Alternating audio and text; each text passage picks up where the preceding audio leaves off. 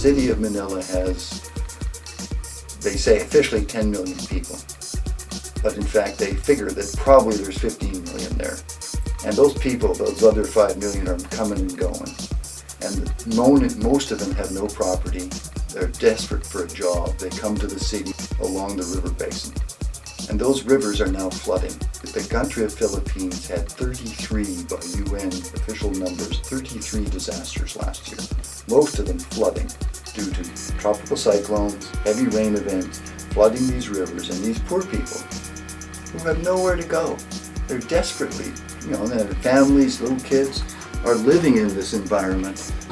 And my God, the river comes along, they lose everything. And unfortunately, many of them lose their lives as well.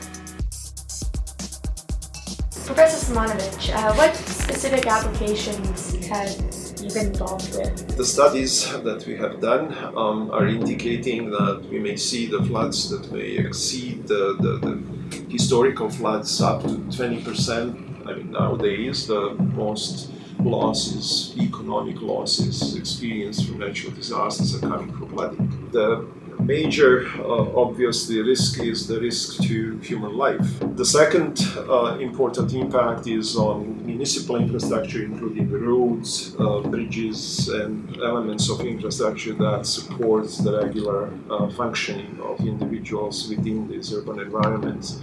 Inundation of the roads may prevent the traffic moving from one place to another place, or people being able to be evacuated.